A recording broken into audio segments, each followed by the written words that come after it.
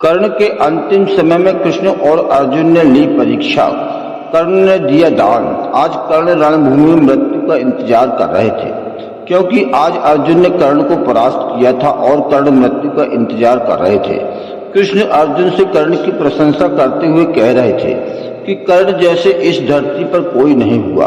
कर्ण की प्रशंसा सुनकर अर्जुन को बुरा लग रहा था।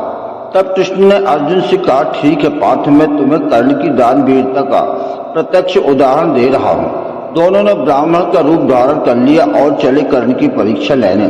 अर्जुन ने कृष्ण की बात मान ली और कर्ण की परीक्षा लेने के लिए दोनों ने ब्राह्मण का वेश बनाया उसके निकट जा पहुंचे। मरणासन्न होने के बावजूद भी कर्ण ने उन्हें प्रणाम करते हुए वहां आने का कारण पूछा। श्री कृष्ण बोले, राजन, हम यहाँ भिक्षा लेने आए हैं, कृपया हमारी इच्छा पूर्ण कर। कर्ण थोड़ा हिचककर बोला, हे भूदेव, मैं रण क्षेत्र में घायल पड़ा मृत्यु का इंतजार कर रहा हूँ। मेरी सारी सेना भी मारी जा चुकी है। अब मैं आपको भला क्या दे सकता हूँ? श्री कृष्ण बोले, राजन, अब हमें खाली हाथ ही लौटना होगा, परंतु अगर हम खाली हाथ लौटेंगे तो आपकी खूब बदनामी होगी। लोग आपको धर्महीन राजा के रूप में याद करेंगे।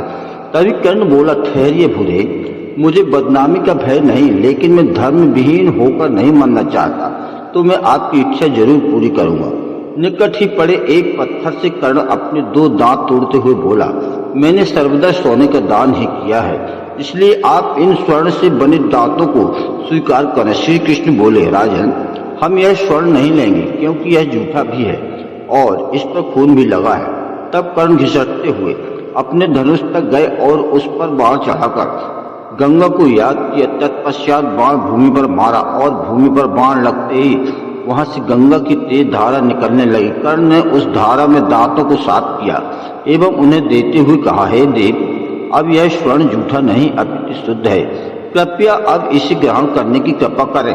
कर्ण की दानवीरता को देखकर अर्जुन और श्री कृष्ण अपने वास्तविक रूप में आ गए और यह देखकर कर्ण भावुक हो गए। तब श्री कृष्ण ने उन्हें आशीर्वाद देते हुए कहा, कर्ण, जब तक यह पृथ्वी रहेगी तब तक तुम्हारी दानवीरता का गुणगान हर ओर किया जाएगा।